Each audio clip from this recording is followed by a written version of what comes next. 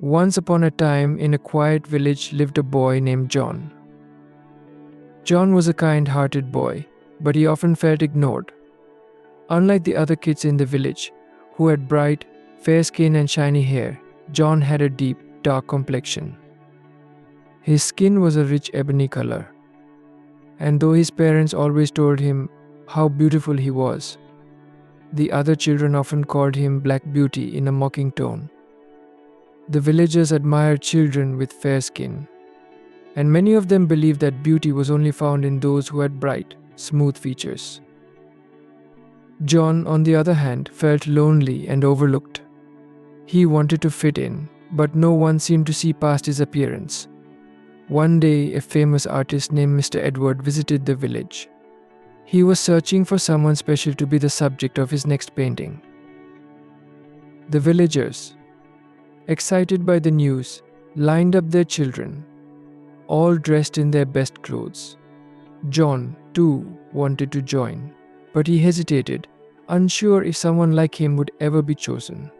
Despite his doubts, John's mother encouraged him. "True beauty comes from within, my dear. Go and show the world who you really are." With courage in his heart, John joined the line, though he stood quietly at the end, far from the eager crowd. As Mr. Edward walked past each child, examining them closely, he nodded politely, but didn't seem to find what he was looking for. When he finally reached John, he paused. He looked deep into John's eyes and smiled warmly. "What's your name, young man?" he asked. "John," he replied nervously.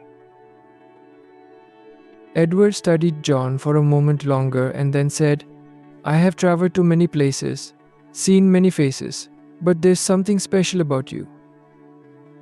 You carry a beauty that shines from within." Not just on the surface, the villagers were shocked. They couldn't understand why Mr. Edward would choose John over the other children. But Mr. Edward explained, "True beauty isn't about how light your skin is or how shiny your hair looks. It's about kindness, strength, and the spirit inside. John here has something many of us forget. He is beautiful just as he is." From that day on, John became the subject of Mr. Edward's famous painting, and people from all over came to admire it. The villagers began to realize that beauty comes in many forms, and that it's not always what meets the eye.